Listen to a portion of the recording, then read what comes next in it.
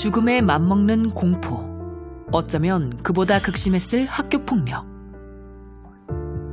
최근 학교폭력을 견디다 못해 극단적 선택을 한 학생들의 소식이 전해지면서 더욱 안타까움을 주고 있는데요. 오랜 시간이 흐른 뒤에도 학교폭력은 몸과 마음에 지워지지 않는 상처로 남아 청소년기는 물론 성인이 돼서까지 고통을 호소하는 사람들이 늘고 있습니다. 과거의 학교폭력 피해로 인한 트라우마를 호소하시는 성인분들의 전화가 상당히 많이 오고 있고요. 근데 실제 지금 현재 우리 사회에 이런 분들을 도와드릴 수 있는 시스템은 전혀 없어요. 일시적인 문제 해결보다는 지속적인 교육과 예방 정책으로 경각심을 깨우고 학교 폭력을 근절하자는 사회적 공감대를 형성하는 것이 중요한 상황. 단순히 의무적으로 예방교육이 진행되기보다는 학교나 그리고 지역사회 안에서 모두 함께하는 예방교육이 진행돼야 될 것 같습니다. 최근 청와대 국민청원 게시판 등 온라인 소통 창구를 통해 학교폭력의 실태가 드러나고 있는데요. 묻혀있던 많은 사건이 수면 위로 드러나 사람들에게 알려졌지만 실효성 있는 해결책을 찾기까지는 여전히 좀 더 많은 관심과 노력이 필요한 상황입니다. 우리들의 억울함을 풀어주세요. 억울함을 호소할 땐 이미 늦었습니다. 늘 한 발 늦었지만 이제라도 같은 실수를 반복하지 않도록 함께 머리를 맞대보는 건 어떨까요?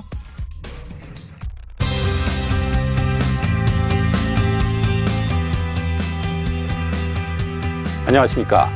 EBS 미래교육 플러스 신정호입니다. 연예인이나 스포츠 선수들의 학창시절 학교폭력 문제가 뒤늦게 불거져 사회적 이슈가 되고 있습니다. 전국 학생 선수 6만여 명을 대상으로는 학교폭력 피해를 파악하기 위한 전수조사까지 들어갔다고 합니다.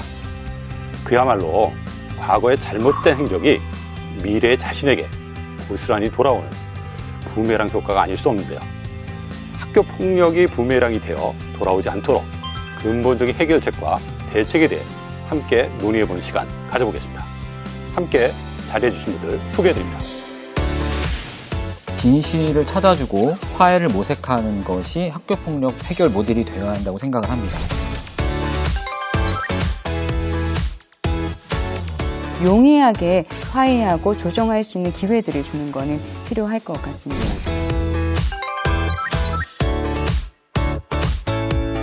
가해자한테도 심리적인 개입은 저는 반드시 필요하다고 봅니다. 제도는 만들어졌지만 이 제도가 현장에서 제대로 시행되고 있는지에 대한 점검은 굉장히 좀 부족한 것 같아요.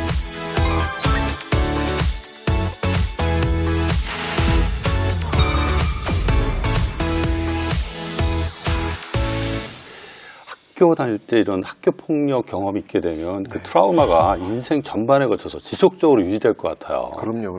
근데 이런 일이 좀 그래도 지속적으로 악화되지 않도록 하려면 우리가 이제 골든타임 얘기를 많이 하는데 조기에 맞아요. 필요한 도움을 좀 주는 게 필요할 것 같은데. 그러니까 그 폭력의 네. 경험이라는 게 이게 지워지는 게 아니거든요. 그렇죠. 정말 평생 남는 거기 때문에 이거는 그리고 그때 제대로 상처를 좀 이렇게 치유해줘야 근데 그걸 못하면 이게 세 살이 돋지도 않거든요. 그렇죠. 그러니까 이 골든타임이 정말 중요한 것 같아요. 네.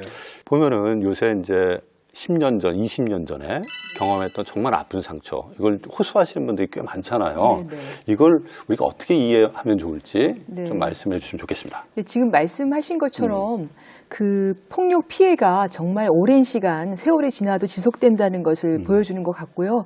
또 시간이 지나서도 여전히 피해자는 심리적인 고통을 당하고 있는 거죠. 그래서 가해자가 우리가 이제 뭐 이번에 그 스포츠 미투나 뭐 이런 것들, 연예인 사건이나 이런 걸 보면은 버젓이 너무 나와서 잘 살고 있는 걸 보면 자기의 그 상처가 다시 헤집어지는 거죠. 그치. 다시 과거로 돌아가서 그 아픔을 다시 겪게 되고 나는 이렇게 힘들게 살고 있는데 저 가해자는 저렇게 버젓이 잘 살고 있다는 것에 대해서 분노가 느껴지기도 하고 그래서 지금이라도 내가 신고를 하면은 내 마음이 치유되지 않을까 이런 가능성을 생각해서 피해자들이 그거를 다시 이제 신고하고 그러는 게 아닐까라는 생각이 듭니다. 예, 단장님. 학교에서 학교폭력이 일어났을 때 그 문제를 잘 대처해 줬어야 하는데 그것이 실패하고 있다는 것을 잘 보여주고 있는 것 같습니다. 그동안에 이제 학교폭력 문제를 해결하겠다, 엄정히 대처하겠다고 했던 정책들이 현실에서 잘 되지 않고 있는 것이 아니냐, 그런 것을 보여주는 것 같고요. 학교폭력 문제의 올바른 해결은 이처럼 피해자들이 울분을 가질 수 있지 않도록 해주는 것이라고 생각합니다. 요즘 연예인들 말고 일반인들도 이 어떤 과거의 어떤 학폭에 대한 어떤 이런 것들에 대해서 상담하는 사례가 요즘 좀 많아졌다는 얘기도 듣고 있고, 또 혹시 그 피해 보상이나 이 법적 처벌 과거에 있었던 일들도 이게 또 가능한지 이런 물어보는 사례가 많다고 하는데 어때요? 실제로 그 학교폭력 미투 사건 이후에 저희 학교폭력 전국 그 상담 전화를 오게 되는 케이스도 굉장히 많이 늘었습니다. 그 동기간 대비, 전년 대비했을 때 2.5배 정도 증가가 됐습니다. 2.5배요? 네네네. 진짜 많아졌네.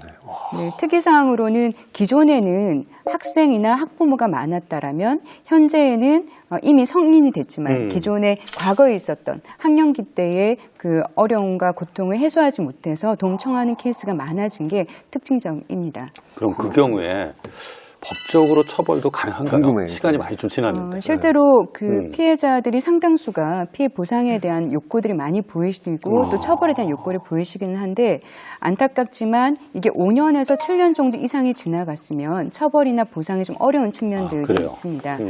만약에 학령기에 있다, 과거의 일이지만 내가 아직은 학생이다라고 하면 학교폭력 예방 및 대책 관련된 법률에 따라서 조치될 수 있는 여지가 있지만, 만약에 성인이 됐고 기존에 이미 5년, 7년 지나갔다라고 하면 사법적으로 처리하는 부분이 많이 힘듭니다. 실제로 그 폭행죄 같은 경우는 공소시효가 5년 정도이고요. 상해 같은 경우는 공소시효가 7년이라서 많이 한계가 있고, 이거를 신고한다라고 해도 증빙 자료가 이미 과거라서 부족하기 때문에 어려운 부분도 있고, 또 진행하는 과정에 역으로 명예훼손을 받게 되는 그런 사례들도 있습니다. 이런 어떤 그 언론을 통해서 보여주고 있는 요즘 소위 잘 나가는 그 인플루언서들의 학폭 이런 것들을 보면서 학교 현장에서는 진짜 야, 이거 진짜 잘 살아야 되겠다라는 것들을 학생들과 공유하고 있는 어떤 학습 효과, 이런 것들을 지금 현장에서는 이야기를 하고 있거든요. 이사장님, 이런 어떤 모습들이 학교에 또 긍정적인 모습을 주는 건 아닐까요? 네, 저도 그렇게 생각합니다. 그 가해자들이 이제 어떤 식으로든 어느 시기가 되더라도 세월이 지나도 대가를 치르게 되고, 그리고 피해자가 저렇게 긴 시간 동안 정신적인 고통을 당하고 있다는 것을 보게 되면 가해자한테도 저런 것들을 하면 안 되겠다는 생각을 하고, 또 피해자한테도 어쨌든 가해자에 대해서 처벌할 수 있다는 용기를 줄 수도 있고 해서 그런 학습 효과가 있지 않을까라는 생각이 들고요. 어떻게 생각하세요?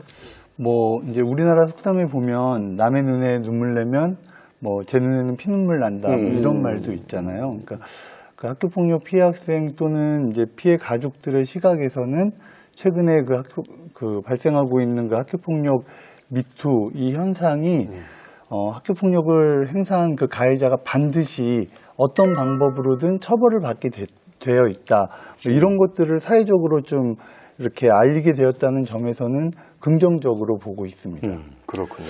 이런 학교 다닐 때 이런 그 피해 경험이 오랫동안 트라우마로 남게 되잖아요. 이게 나머지 삶에 있어서도 중대한 영향을 미칠 것 같은데, 어떠한 형태로 이게 이제 트라우마가 남게 되는지 좀 우리가 이야기를 해보는 게 이 학교 폭력의 심각성을 다시 한번 우리가 그 공유하는 데 도움이 되지 않을까 생각이 듭니다. 김영구 의원님. 네. 실제로 학교폭력 상담을 오게 되는 피해 학생들을 봤을 때는 다양한 측면에서 영향을 받고 있습니다. 인지, 정서, 대인관계 여러 측면에서 영향을 받고 있는데요. 인지적인 측면에 있어서는 내가 또다시 피해를 당하지 않을까라는 불안함이 상시적으로 이제 발생이 되는 부분들이 있고, 정서적으로는 우울이라던가 불안이라던가 무기력이라던가 다양한 정서를 호소하는 모습들을 많이 보게 되고요. 행동적으로는 학교를 가기 힘들어한다, 등교 거부라던가, 또는 아이가 학업 성취가 떨어진다라거나, 대인관계에 있어서도 또래 관계를 이제는 믿음을 가지고 형성하고 유지하는 게 힘든 거예요. 그러다 보니까 또래 관계까지 영향을 미쳐지는 케이스가 있습니다. 근데 참 안타까운 건 학교폭력은 학생들만이 그 트라우마를 가지는 게 아니라 부모들도 가지게 됩니다. 내 자녀가 이런 일이 있을 줄 누구도 예상할 수 없었지만 자녀를 보호하지 못했다라고 하는 죄책감, 또 여러 가지 억울함, 분노, 여러 가지 혼란감들이 자연스럽게 일반적으로 경험하게 됩니다. 그런데 이럴 경우에 잘 극복하는 케이스도 있지만 어려울 경우에는 갈등이 발생되거나 가정이 와해되는 케이스들도 있는데요. 또 말씀드리고 싶은 거는 이 트라우마를 겪었지만 너무나 잘 성장하는 케이스도 있습니다. 본인들이 예전에 어려웠지만 오히려 그 어려움을 극복하면서 좀 더 이렇게 성공적으로 사회생활, 어떤 어려움이 와더라도 잘 극복하게 되는 케이스들도 보게 되고요. 근데 그런 케이스는 전제가 부모님들이 믿음을 가지고 잘 인내해 주시고 지지해 줬다라는 그런 공동성을 가지고 있습니다. 예. 차 부장님, 어떤 영향을 미칠까요? 이제 뭐 이 학교 폭력에 대한 트라우마는 뭐 사람마다 그 상처를 받아들이는 정도가 이제 차이가 있을 수 있는데 예. 뭐 제가 이제 근무하는 곳이 학교 폭력 피해 학생 전담 기관이다 보니까 이제 거기에 이제 오게 되는 학생들 중에 학교 폭력 피해 정도가 좀 심한 학생들 같은 경우는 사실 그 상처로 인해서 집 밖을 나서지 못하는 경우들이 많아요. 그래서 이제 은둔형 외톨이처럼 지내는 경우도 다수의 경우를 봤고요. 폭력 피해를 당했을 때 어떤 그런 기억들이 불현듯 계속 떠올라서 이제 일상적인 생활을 하기가 힘들 때가 많죠. 그러니까 뭐 예를 들어서 자신의 어떤 치욕적인 사진이 뭐 SNS를 통해서 이렇게 이제 퍼뜨려지는 이런 피해를 당한 학생들은 주변에서 이렇게 사진을 찍을 때 뭐 찰칵 소리가 난다거나 또는 자기가 그 사진의 피사체가 되는 것들에 대한 거부감이 굉장히 많고요. 그것들이 이제 좀 더 심해지면서 대인기피 증세까지 이렇게 되는 경우들도 많이 있고요. 또 정도가 아주 심하지 않더라도 교복 입은 학생들 무리를 봤을 때 골목이나 건물 안으로 숨어 들어간다거나 뭐 이렇게 그 크고 작게 학교 폭력 피해로 인해서 그 피해 학생들 삶에 미치는 영향들이 굉장히 크다고 볼 수 있습니다. 예. 이 학교 폭력 피해라고 하는 게 이제 지속적으로 삶의 트라우마로 영향을 미칠 수밖에 없는데 특히 이제 그 학교 폭력이 일어났을 때 그 대처가 제대로 이루어지지 않으면 이 피해가 더 오랫동안 또 심하게 남을 가능성이 있을 것 같아요. 이 학폭 대처하는 과정에서 좀 반드시 우리가 봐야 될 중요한 요인이 뭔지 좀 짚어볼 필요가 있는데 강 단장님 어떻습니까? 학교 폭력 해결 과정에서 가장 중요한 것은 두 가지라고 생각합니다. 먼저 조사가 굉장히 중요한데요. 조사를 할 때 이 사건의 진실을 찾아주어야 합니다. 이것은 무슨 말이냐면 학교 폭력을 표면적으로 볼 것이 아니라 깊이 있는 사실을 확인하여서 이 사실을 재구성을 통해서 어떤 일이 일어난 것인지를 명확히 밝혀줘야 합니다. 그래서 피해자가 가장 원하는 것은 무엇인가 했을 때 피해자가 가장 원하는 것은 진실입니다. 내가 왜 피해를 당했는지, 얼만큼의 피해를 누가 나에게 주었는지, 왜 그런 행동을 했는지, 혹시 나에게 잘못이 있는지 이런 것들을 명명백백히 밝혀주고 사실을 공유해야지만 관련된 모든 학생들이 오해나 편견에서 벗어날 수 있다. 그리고 두 번째는 화해를 모색해야 한다는 점입니다. 가해자가 자기 잘못을 인정하고 사과하고 피해자가 수용하는 과정이 있어야 하고 그 밖에 피해자가 원하는 것이 있을 수 있습니다. 가해자에게 원하는 것을 교사가 중간에 중재를 해줘야 합니다.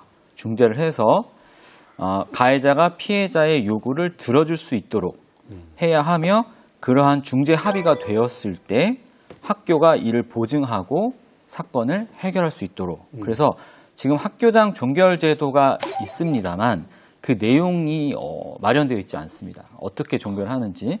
그래서 이런 진실을 찾고 화해를 모색하는 과정을 학교장 종결 제도의 모델로 해야 한다라고 말씀을 드리고 싶습니다.